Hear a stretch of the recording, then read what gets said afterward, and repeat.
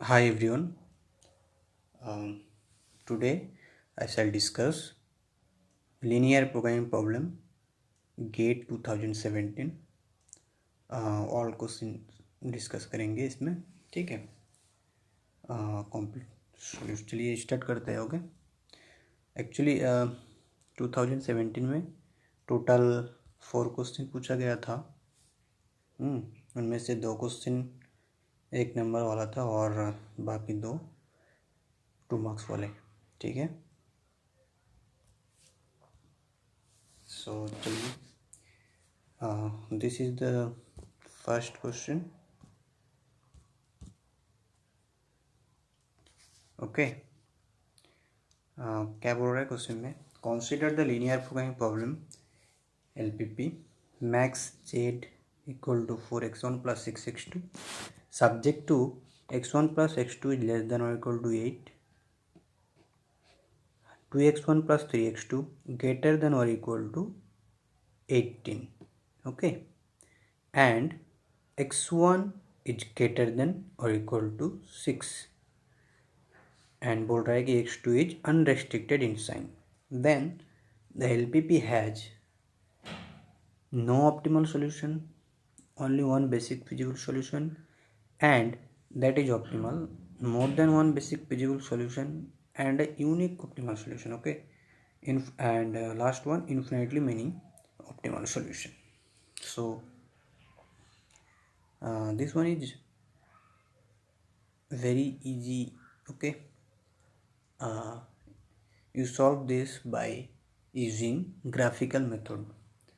I hope you all know how to find LPP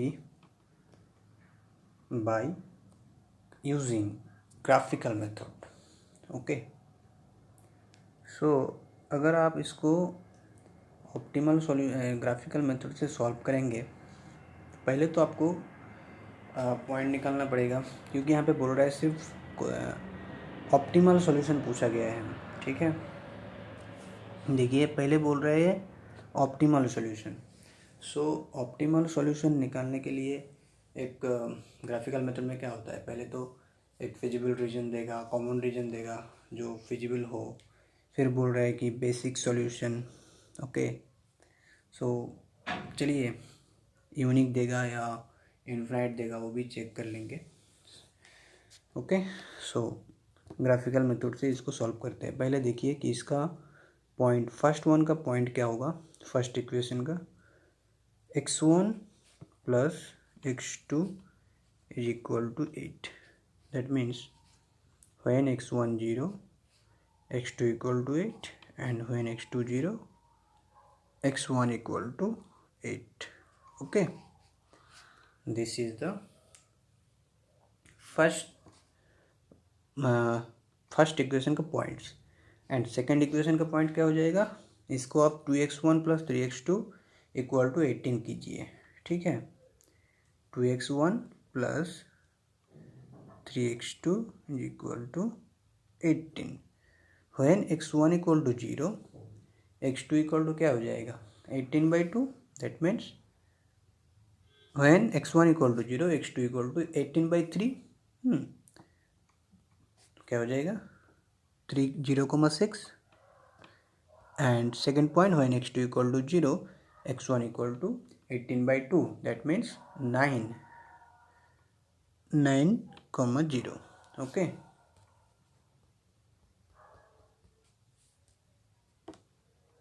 this is 9. चलिए अब पहले इस पॉइंट को पुट कीजिए ग्राफ में, ठीक है. मैंने यहाँ पे देखिए एक एक्चुअली क्या होता है कि ग्राफिकल मेथड में अगर आप कभी कभी नॉर्मल ग्राफ ड्रॉ करने से थोड़ा सा लाइन इधर उधर होने से कुछ प्रॉब्लम नहीं होता है, बट इस प्रॉब्लम कुछ प्रॉब्लम ऐसा होता है कि अगर आप एग्जैक्टली पॉइंट्स को अच्छे से प्लेस नहीं करेंगे, थोड़ा सा भी इधर उधर अगर हो गया तो मतलब आंसर में डिफरेंट आ जाता है मैक्सिमम, मतलब ऑप्टिमल सॉल्यूशन या फिर फिजिबल रीजन इधर उधर हो जाता है, ठीक है. ये वाला प्रॉब्लम भी कुछ उस तरह के तरीका की है कि इसमें थोड़ा सा अगर पॉइंट्स का अगर इधर उधर हो गया तो गड़बड़ी हो जाएगी आंसर में, ठीक है। सो इसको पॉइंट्स को अच्छे से इक्वल, हर एक पॉइंट्स का जो ये है, आप अच्छे से पॉइंट्स को प्लेस करना ग्राफ में, ठीक है। सो मैंने यहाँ पे फर्स्ट वन जो आप रेड वाला जो देख रहे हैं यहाँ पे, ये जो है रेड वाला, ये आपका है फर्स्ट वाला इक्वेशन का line, okay. 0,8, this point is 0,8 and this point is 8,0, okay. ये वाला लाइन 1 नंबर इक्वेशन का लाइन है ये रेड वाला। तो और देखिए इनइक्वालिटी किस तरफ है इसका, देखिए चलिए देखिए ये इनइक्वालिटी क्या है फर्स्ट वाले इक्वेशन का, लेस देन है। तो अगर आप x1 and x2 is equal to 0 put करेंगे, 0 इज लेस देन और इक्वल टू 8, होल्ड कर रहा है, ठीक है, इक्वेशन को होल्ड कर रहा है ना। 0 8 से छोटा ही है, दैट मीन्स ओरिजिन की तरफ इसका रीजन होगा, ठीक है। ओरिजिन की तरफ ये जो आप देख रहे हैं फर्स्ट वाले इक्वेशन का जो लाइन है रेड वाला, इसका रीजन किस तरफ होगा, ओरिजिन की तरफ, ठीक है। इस तरफ इसका रीजन होगा, ठीक है। अब सेकंड इक्वेशन का पॉइंट्स क्या है, देखिए सेकंड इक्वेशन का पॉइंट्स है आपका 0.6 एंड 9,0, 0.6 एंड 9,0। चलिए प्लेस करते हैं 0.6, ये जो ग्रीन लाइन देख रहे हैं आप, ठीक है, ये है आपका 0.6 and this one 9,0, okay. This one is equation number 2 का लाइन, ओके। अब इसका रीजन किस तरफ होगा, चलिए इनइक्वालिटी का क्या है, देखिए inequality 2x1 plus 3x2 is greater than और इक्वल टू 18 है। अगर आप 0 0 इसमें पुट करेंगे तो क्या हो जाएगा, 0 इज ग्रेटर देन और इक्वल टू 18 हो जाएगा, मतलब इक्वेशन को सेटिस्फाई नहीं कर रहा है, 0 18 से बड़ा नहीं हो सकता, this is not possible, okay. तो इसका रीजन ओरिजिन की तरफ नहीं मिलेगा, तो मतलब इसका रीजन आपको इस तरफ मिलेगा, इस तरफ, ठीक है। अब थर्ड नंबर इक्वेशन क्या है, चलिए थर्ड वाला क्या है, देखिए कोई थर्ड वाला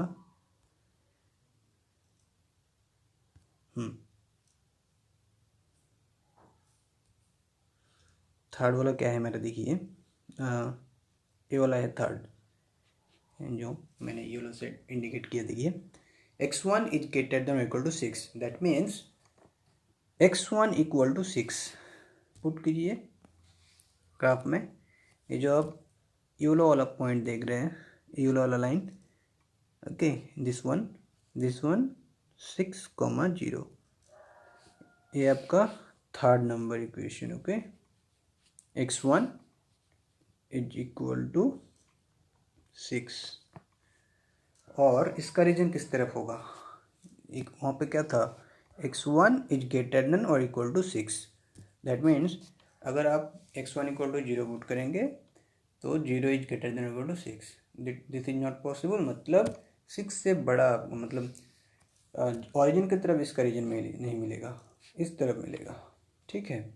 अब देखिए कॉमन क्या आ रहा है, इंटरसेक्शन में कुछ आ रहा है, कॉमन कुछ आ रहा है इन तीनों रीजन में से, पहला वाला का इसका इस तरफ है, ठीक है, और सेकंड का इस तरफ है, ठीक है, इस तरफ, और पहला वाला का इस तरफ है, इस तरफ, तो कॉमन कुछ नहीं आ रहा है, ठीक है। सिर्फ एक पॉइंट आ रहा है कॉमन, कौन सा, ए वाला जो पॉइंट है, दिस वन, ये जो ब्लैक से मैंने इंडिकेट किया, देखिए ए वाला पॉइंट सिर्फ कॉमन आ रहा है, मतलब ए फिजिबल रीजन देगा, ये आपको ऑप्टिमल सॉल्यूशन देगा और यही हो जाएगा आपका बेसिक फिजिबल सॉल्यूशन। ओके, तो आप इसको पी पॉइंट मान लीजिए। पी पॉइंट का पॉइंट क्या होगा, अब 6, कोई भी इक्वेशन में x1 = 6 पुट कर दीजिए। चलिए फर्स्ट वाले में ही पुट कीजिए x1 = 6। चलिए अगर आप फर्स्ट वाले इक्वेशन में x1 = 6 पुट करेंगे, 6 + x2 = 8, that means x2 = 2। Okay, सो ये तो हो गया 6,2, ये हो जाएगा आपका बेसिक फिजिबल सॉल्यूशन और यही आपको ऑप्टिमल सॉल्यूशन देगा। ठीक है, तो यहाँ पे क्या बोल रहे हैं, मतलब आपको सिर्फ only one unique optimal solution मिलेगा, और which one, basic feasible. Basic क्यों, क्योंकि ये देखिए पॉजिटिव है, ठीक है, और ये फिजिबल भी है। ठीक है, basic feasible solution which gives unique optimal solution. Okay, चलिए देखिए अब ऑप्शन देखिए, आप पहला वाला ऑप्शन तो डिस्कार्ड हो जाएगा, नो ऑप्टिमल सॉल्यूशन बोल रहा है, बट यहाँ पे ऑप्टिमल सॉल्यूशन मिलेगा आपको, only one basic feasible solution and that is optimal. हाँ, ऑप्शन बी आपका करेक्ट हो जाएगा। ऑप्शन सी में बोल रहा है मोर than one basic feasible solution, मोर देन वन कहाँ आ रहा है, मोर देन वन नहीं आ रहा है, option C discard. Infinitely many वो भी डिस्कार्ड, मतलब ऑप्शन बी आपका करेक्ट है, only one basic feasible solution and that is optimal. Okay, so this is p point 6,2, this is basic feasible solution and this is optimal। और optimal value क्या हो जाएगा आपका, तो ऑब्जेक्टिव फंक्शन में इस पॉइंट को, p पॉइंट को 6,2 को पुट कर दीजिए, वही हो जाएगा आपका ऑप्टिमल वैल्यू। ये जो मैक्सिमाइज 4x1 + 6x2 है ना, इसको आप पुट कीजिए, देखिए 4 × 6, एक मिनट,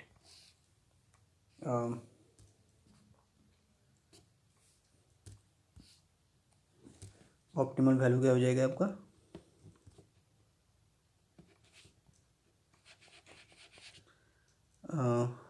p 6,2। ओके, तो इसका ऑप्टिमल ZP क्या हो जाएगा, 4x1 है ना,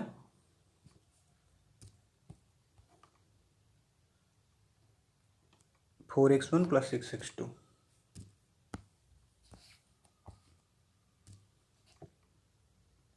4 × 6 + 6 × 2, that means 24 + 12, that means 36. Okay, this one is optimal value and this is optimal solution and which one basic feasible solution. Okay, so option B is correct. Okay, I hope आपको समझ में आया होगा। चलिए अब second question में चलते हैं, क्वेश्चन नंबर 2। क्वेश्चन नंबर 2 में क्या बोल रहे हैं, for the linear programming problem and it's dual which one of the following is not true. इसमें ध्यान दीजिएगा, नॉट ट्रू बोला है। Okay, for the in linear programming problem और उसका डुअल। ठीक है, लीनियर प्रोग्रामिंग प्रॉब्लम मतलब प्राइमल एंड डुअल में जो रिलेशन होता है वो आपको अच्छे से, मैंने पिछले जो भी जितने भी सारे प्रीवियस ईयर का क्वेश्चन कराए हैं, सारे के सारे में मैंने जहाँ पर भी ये वाला टॉपिक आया है डुअल एंड प्राइमल का, सारे का मैंने टेबल बना के रखा है, उन दोनों में से मतलब जो भी रिलेशन है। ठीक है, प्राइमल होगा तो प्राइमल होगा, या फिर नो सॉल्यूशन होगा तो नो सॉल्यूशन होगा, या इनफिजिबल होगा तो इनफिजिबल होगा, अनबाउंडेड होगा, तो ये सारे के सारे जो भी मैंने जितने भी पॉसिबिलिटीज़ है सारे के सारे एक लिस्ट में मैंने पिछले वीडियो में भी 2007 में भी मैंने करके दिया है, देखिएगा। ओके, सो इधर भी मैंने बोल दूंगा वो करते टाइम। देखिए यहाँ पे बोला है नॉट ट्रू। ओके, पहले तो देखिए पहला वाला ऑप्शन चेक कीजिए क्या बोल रहा है, the dual of the dual is primal. Okay, कोई भी एक प्राइमल प्रॉब्लम गिवन है, ओके, और उसका आप जब डुअल निकालेंगे, ठीक है, क्योंकि प्राइमल और डुअल का जो ऑप्टिमल सॉल्यूशन होता है वो सेम होता है, ठीक है। फिर आप जब प्राइमल से डुअल कीजिएगा, फिर डुअल का डुअल जब निकालिएगा तो वो प्राइमली बन जाएगा, ठीक है। तो मतलब फर्स्ट वाला ऑप्शन सही है, और एक रिजल्ट भी है, ठीक है। मतलब यहाँ पे पूछा गया नॉट ट्रू। सेकेंड वन देखिए option number B, if the primal LPP has an unbounded objective function then the dual LPP is infeasible. ये भी सही है। अनबाउंडेड, अगर प्राइमल में अगर आपको अनबाउंडेड सॉल्यूशन मिल रहा है, ठीक है, तो उसका जो डुअल होगा उसमें इनफिजिबल सॉल्यूशन मिलेगा आपको। This one is also correct. Okay, ये आप कोई भी एग्जाम्पल लेके भी चेक कर सकते हैं। ओके, मैंने पिछले वीडियो में सारे के सारे बोल दिए हैं, यू कैन वॉच। ओके, अब चलिए option C, if the primal LPP is infeasible then the dual LPP must have unbounded objective function.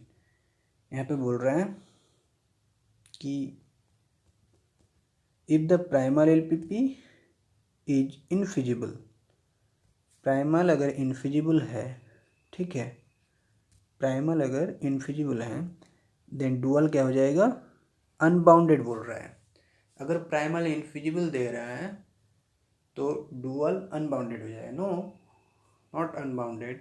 अगर प्राइमल में अगर इनफिजिबल है दैट मीन्स ऑप्टिमल सॉल्यूशन आपको नहीं मिलेगा, ठीक है। तो डुअल में आपको कैसे ऑप्टिमल सॉल्यूशन मिल जाएगा, अनबाउंडेड है, बट अनबाउंडेड होने के बाद भी तो ऑप्टिमल सॉल्यूशन मिल सकता है ना डुअल में, बट इनफिजिबल प्राइमल में ऑप्टिमल सॉल्यूशन नहीं मिल रहा है, मतलब डुअल में भी ऑप्टिमल सॉल्यूशन आपको नहीं मिलेगा। इनफिजिबल हो रहा है मतलब डुअल भी इनफिजिबल होगा, ठीक है। यहाँ पे ऑप्शन नंबर बी में बोल रहा है कि अगर LPP प्राइमल अनबाउंडेड है तो डुअल इनफिजिबल होगा। ये सिर्फ ये इफ एंड ओनली कंडीशन नहीं है ये। अगर प्राइमल, देखिए अगर प्राइमल अनबाउंडेड है तो दिस इम्प्लाई डुअल, ओके, क्या हो जाएगा, सॉरी यहाँ पे क्या बोल रहा है, एक मिनट,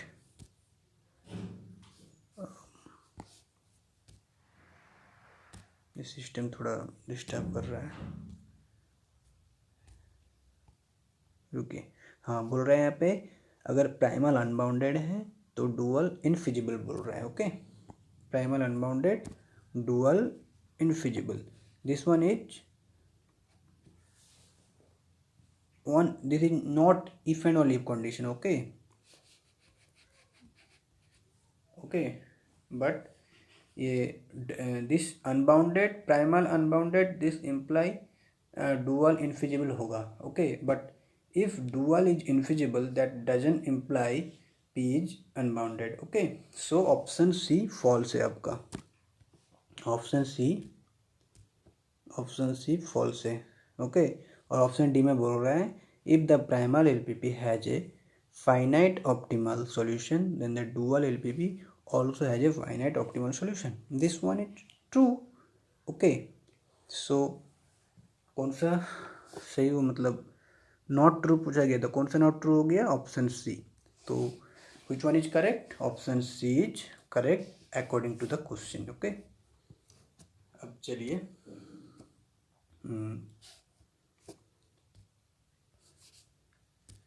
नेक्स्ट क्वेश्चन में चलते हैं। Okay,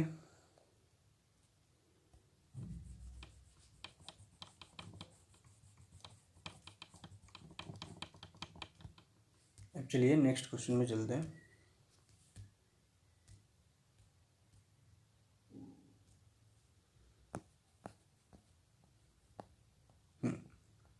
this one, third one में क्या बोल रहा है, consider the linear programming problem. Maximize z equal to maximize kx1 plus 5x2 subject to the constant this x1 plus x2 is less than or equal to 1 and 2x1 plus 3x2 is less than or equal to 1 and x1 x2 greater than or equal to 0. Okay चलिए अब बोल रहा है if x star is equal to x1 star comma x2 star is an optimal solution of the above LPP with k equal to 2. बोल रहा है कि अगर k इक्वल टू 2 हुआ तो ये जो x स्टार जो ऑप्टिमल सॉल्यूशन होगा वो ऑप्टिमल सॉल्यूशन देगा when k equal to 2. Okay then the largest value of k for which x star remains optimal solution optimal solution रहेगा. तो बोल रहा है कि x स्टार ये जो लीनियर प्रोग्रामिंग प्रॉब्लम गिवन है इसका जो ऑप्टिमल सॉल्यूशन होगा, ठीक है, वो मान लीजिए x स्टार हुआ, ठीक है, x1 स्टार x2 स्टार में ऑप्टिमल सॉल्यूशन दे रहा है. जब k इक्वल टू 2 लेंगे आप तब ये ऑप्टिमल सॉल्यूशन दे रहा है. ओके अगर देन पूछ रहा है कि the largest value of k का लार्जेस्ट वैल्यू क्या लेने से ये जो ऑप्टिमल सॉल्यूशन है ये ऑप्टिमल सॉल्यूशन ही रहेगा. ठीक है, समझ गए आप. उस k का लार्जेस्ट वैल्यू मुझे फाइंड करना है जिसमें x स्टार ऑप्टिमल सॉल्यूशन रहे. चलिए इसको सॉल्व करते हैं.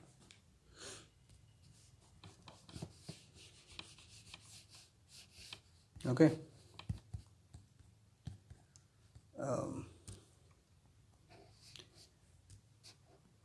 पहले तो इसको आप कैसे सॉल्व करेंगे. सिंपल ग्राफिकल मेथड से सॉल्व करते हैं इसको. ठीक है, पहले तो आप पॉइंट निकाल लीजिए. फर्स्ट वाले इक्वेशन का पॉइंट क्या हो जाएगा, when x1 0 x2 equal to 1, when x2 0 x1 equal to 1. Sorry,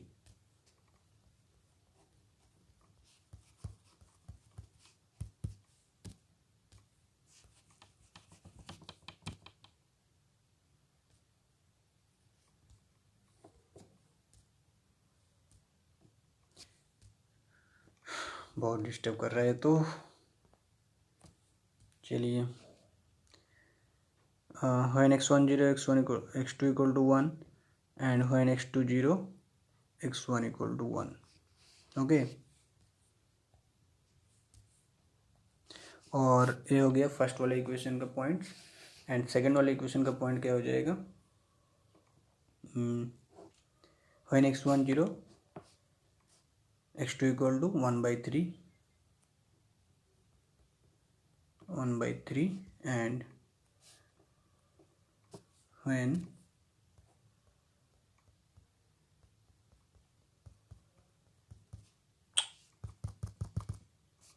eraser काम क्यों नहीं कर रहा. ओके चलिए, when x2 0 x1 equal to 1/2.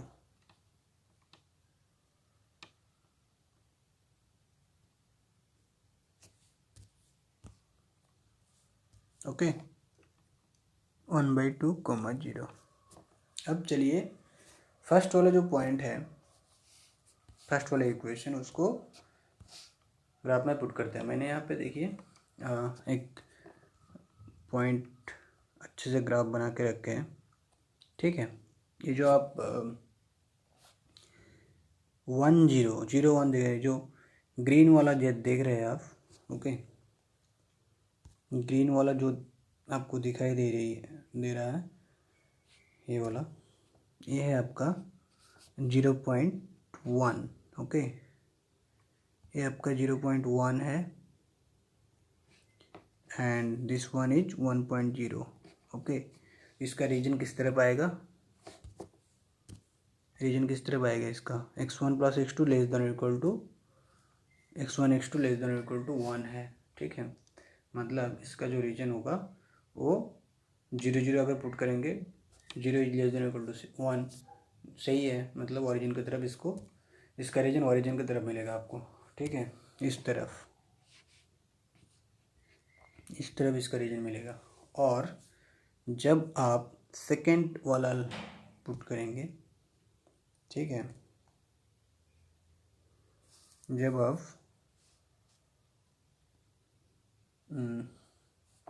ये जो सेकेंड लाइन है 0,1/3 1/2, 0, ये जब आप पुट करेंगे इस लाइन में, तो आपको 0,1/3 ये मिल जाएगा और 1/2 दिस। ओके, तो आपको क्या मिल जाएगा,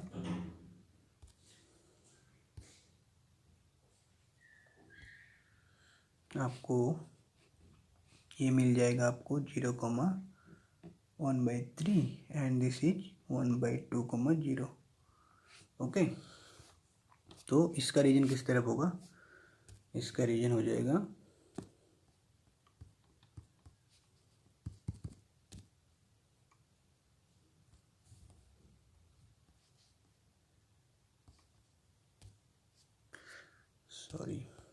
देखिए यहाँ पे बोल रहा है 2x1 + 3x2 < 1।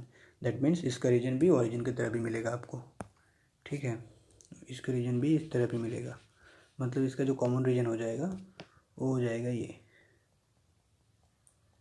उसका कॉमन रीजन ये हो जाएगा और ये दोनों ऑप्टिमल सॉल्यूशन मिल जाएगा, ठीक है। मतलब इसको अगर आप ए पुट करेंगे, इसको B point, this one B point, मतलब ए हो जाएगा आपका 0,1/3, ओके, बी हो जाएगा आपका 1/2, 0 एंड ओरिजिन। ओके, ये हो जाएगा ऑप्टिमल सॉल्यूशन। अब इस पॉइंट पर आपका आंसर क्या आ रहा है, देखिए ऑब्जेक्टिव फंक्शन में इस वाले पॉइंट को पुट कीजिए आप, ठीक है। ऑब्जेक्टिव फंक्शन क्या है आपका, maximise kx1 + 5x2, kx1 + 5x2, तो kx1 k × 0 तो 0 हो जाएगा, 5x2 मतलब 5/2, 5/3, 5/3, ओके, 5/3 दैट मीन्स कितना 1.6, राइट, 1.66 देगा आपको यहाँ पे, ठीक है। हाँ, 1.66 देगा। एंड इस वाले में क्या आ रहा है, kx से x2 तो 0, तो ये हो जाएगा k/2। ओके, अब क्वेश्चन में देखिए, क्वेश्चन में क्या पूछ रहा है,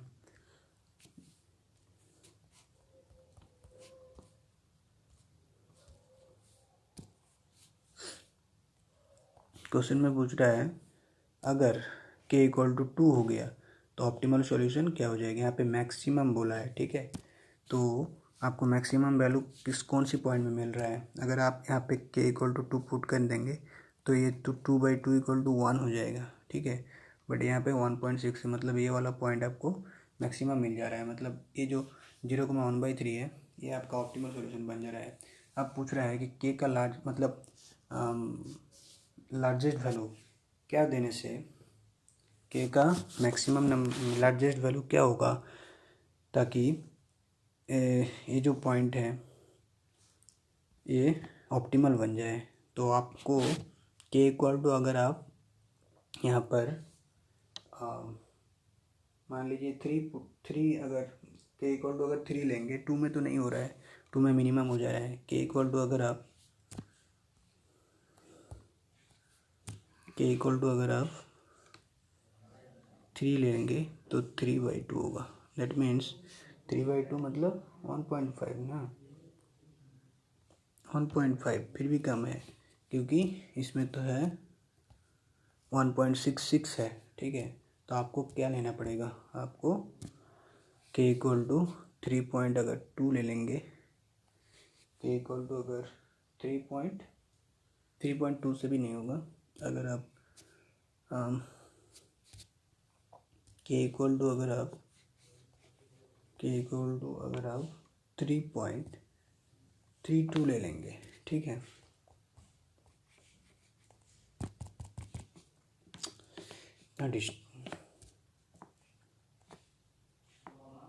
k = अगर आप 3.32 ले लेंगे तो ये क्या हो जाएगा 3.32 divided by 2, okay, that means 1.66। That means इसका जो रेंज हो जाएगा 3.32 से, मतलब 3.33, 3 पॉइंट कोई भी आपका आंसर सही हो जाएगा। और यहाँ पे बोल रहा है 2 डेसिमल प्लेस, ओके, सो ये आपका आंसर हो जाएगा 3.32, 3.33 जो भी आप रख सकते हैं, लेकिन आपका जो मिनिमम के का जो लार्जेस्ट वैल्यू होगा वो होगा 3.32 से 3.32, ओके।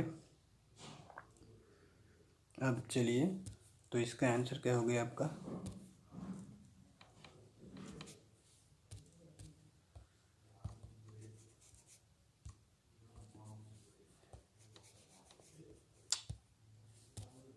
ना डिस्टर्ब होता है, तो इसका आंसर क्या हो गया, इसका आंसर हो गया के इक्वल टू 3.32, ओके। अब चलिए last question, this one last, consider the following transportation problem. The entries inside cells denote per unit cost of the transportation problem origin out to the destination. ये एक transportation problem है, ठीक है, table given है, आपको निकालना है the optimal cost of transportation equal, okay, optimal cost निकालना है आपको।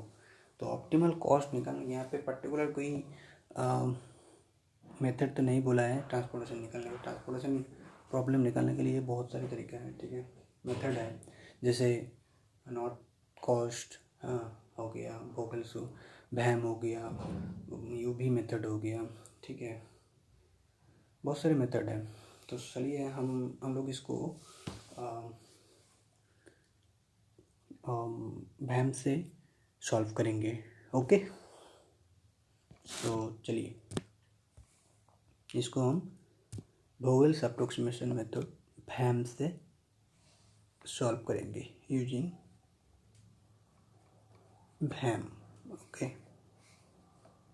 पहले तो देख लीजिए आप यहाँ पे कि ये बैलेंस्ड है कि नहीं। देखिए 50-30-20 दैट मीन्स 100, और इधर भी, हाँ इधर भी 100 हो रहा है, मतलब इक्वल है, ठीक है, मतलब बैलेंस्ड है, ओके। फिर से आप देखिए यहाँ पे जो मैक्सिमम नंबर ऑफ एलोकेशन कितना हो जाएगा, मैक्सिमम नंबर ऑफ एलोकेशन आपको मिल जाएगा m+n-1, दैट मीन्स यहाँ पे m क्या है 3-1, number of row, number of column -1, that means maximum number of allocation आपको 5 मिलेगा, ठीक है। अब चलिए इरेज कर देते हैं मैं,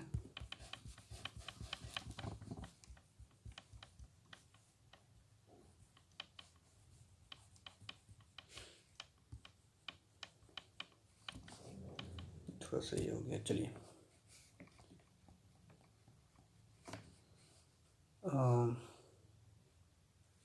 यहाँ पर करते हैं, नहीं यहाँ पे थोड़ा सा ये हो जाएगा आपका, ठीक है,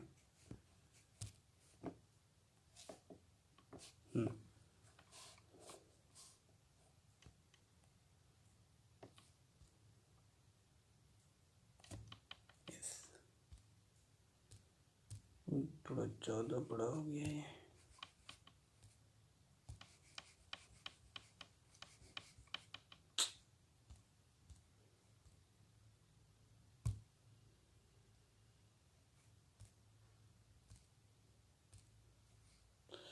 हाँ मैम से करेंगे। अब चलिए पहले टेबल ड्रॉ कर लेते हैं, 4, 3, 6, 7, 10, 5, 8, 9, 7, और इधर 20, 30, 50, 10, 30 एंड 60। अब चलिए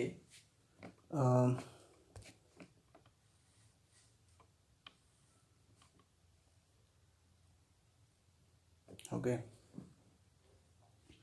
अब चलिए इसको हैम में क्या होता है कि पेनल्टी पेनल्टी पेनल्टी लेना पड़ता है आपको, ठीक है। तो दोनों तरफ as a row wise and column wise penalty लेना पड़ता है आपको, ठीक।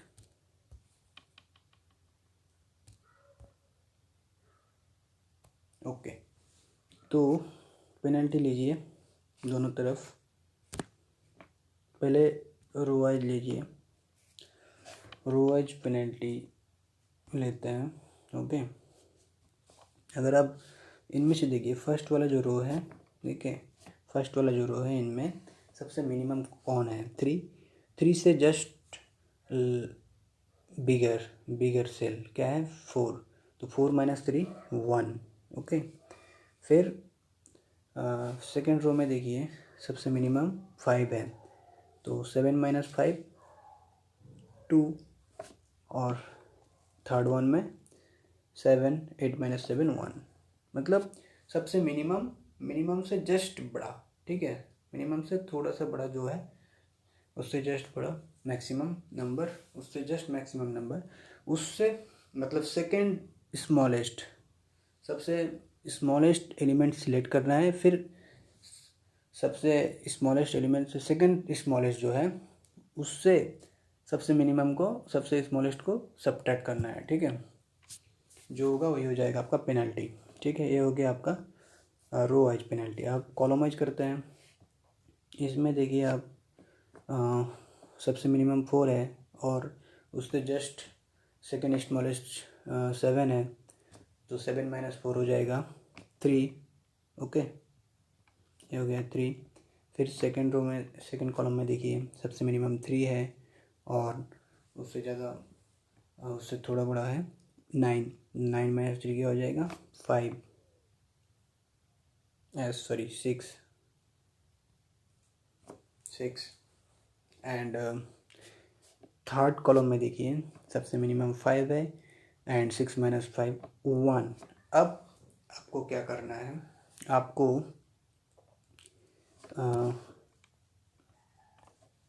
ओके, आपको क्या करना है इसमें, अब आपको सबसे जो ग्रेटर है, सबसे जो मैक्सिमम नंबर है पेनल्टी में मैक्सिमम कौन है, ये है इस वाले कॉलम में आप एंटर करेंगे। इस वाले कॉलम में देखिए ये जो कॉलम है सबसे मैक्सिमम पेनल्टी वाला कॉलम, इस कॉलम में सबसे मिनिमम कौन है? 3 इज़ द मिनिमम। अब आपको 3 मिनिमम है, तो 20 एंड 30 में से कौन सा कॉस्ट सबसे मिनिमम है? 20 इज़ द मिनिमम कॉस्ट, सो 20 यहाँ पे एंटर हो जाएगा। मैं इंक चेंज कर देता हूँ, कलर समझ में आसानी होगी। इसके लिए मैं ये वाला ले लेता हूँ, दिस वन, ओके। चलिए, तो इसके लिए मैं ये हो जाएगा आपका 20। जब ये 20 हो गया तो ये वाला लाइन कट हो जाएगा, ठीक है, ये वाला लाइन हो गया, क्योंकि यहाँ पे 20 - 20 ये तो 0 हो गया, और यहाँ पे -20 जब करेंगे ये हो जाएगा 10, ओके। अब फिर से जब यहाँ पे देखिए आप ये वाला रो कट किए, ठीक है, जब आप रो कट करेंगे तो यहाँ पर कॉलम में चेंज होगा, ठीक है, कॉलम में फिर से आपको पेनल्टी चेंज करना पड़ेगा, ठीक है, कॉलम में आपको पेनल्टी चेंज करना पड़ेगा।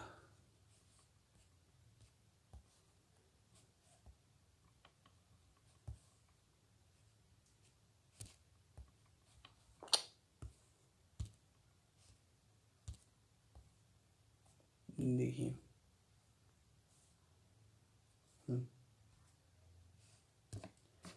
तो क्या हो जाएगा,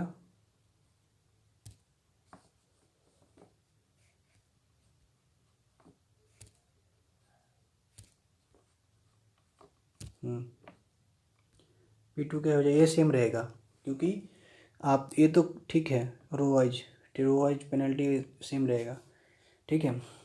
अब P2 क्या हो जाएगा, 7 - 8 सबसे मिनिमम, 7 - 8 सॉरी 8 - 7 1 1 हो जाएगा, फिर इधर भी 1 हो जाएगा और इधर 2 हो जाएगा। अब देखना है, अब आप यहाँ पे देखिए सबसे मैक्सिमम कौन है, सबसे मैक्सिमम पेनल्टी कौन है, 2 है, ठीक है। आप इधर इधर इधर से भी एंटर करा सकते हैं, ये इसको भी एंटर करा सकते हैं, तो मैंने इसको ही एंटर कराया, आप किसी को भी एंटर कराया, ठीक है, मैंने इसको एंटर कराया। अब देखिए कि इनमें से सबसे मिनिमम कौन है,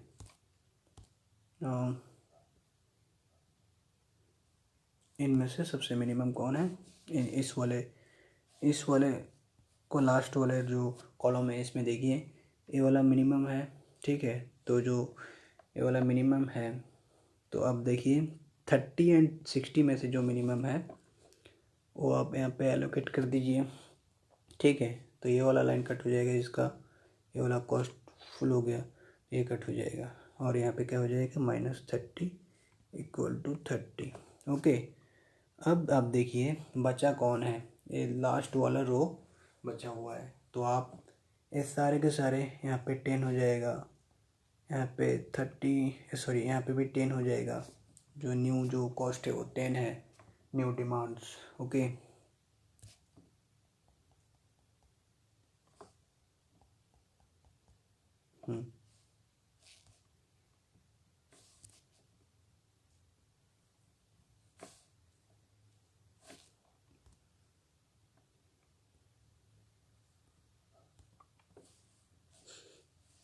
तो यहाँ पे हो जाएगा 10, मैंने तो दूसरा लिया, अच्छा ये 10 हो जाएगा और ये हो जाएगा आपका 30, तो ये देखिए 30 10 एंड 10 मतलब ये 50 हो गया, और इधर भी सब देखिए अब सब ठीक हो गया है। अब जो एलोकेट सेल है, देखिए maximum number of allocated cell वो 5 ही है, इधर देखिए x 2 x 1 2, ठीक है, x 1 2 और इधर है क्या है x 2 3 x 3 1 x 3 2 x 3 3, maximum number of allocation 5 है। अब मुझे निकालना है minimum the optimal cost of transportation problem. Optimal cost कैसे फाइंड करते हैं, आप तो ऑप्टिमल कॉस्ट फाइंड करते हैं, वो भी आपको बोल देता हूँ, मैं इरेज कर दूँ, इरेज कर देता हूँ मैं इसको, ठीक। अब चलिए मैक्सिमम द ऑप्टिमल कॉस्ट कैसे निकालते हैं, ओके।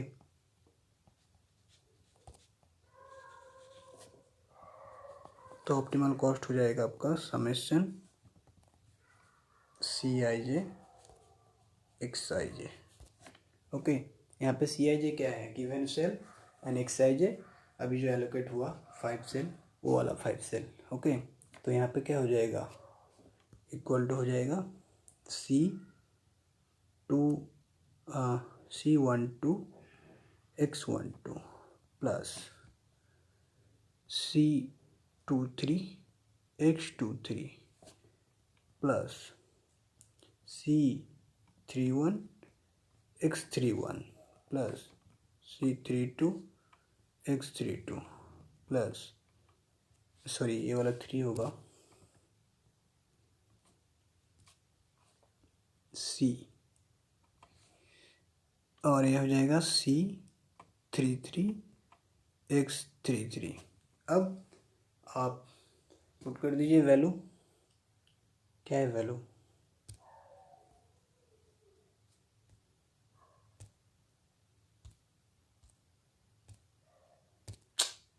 ये डिस्टर्ब कर रहे हैं ना इतना,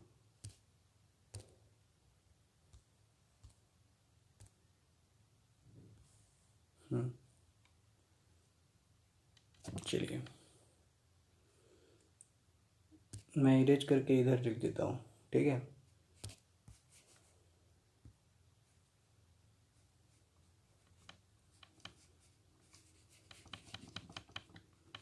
तो हो गया है, चलिए। तो ये हो जाएगा आपका C12 क्या है, 4, C12 है 3 × 20 plus C23 5 × X23 30 plus 8 × 10 plus 9 × 10 plus 7 × 30। अब सारे को जोड़ दीजिए, क्या हो जाएगा, इक्वल टू 60 प्लस 150 प्लस 80 प्लस 90 प्लस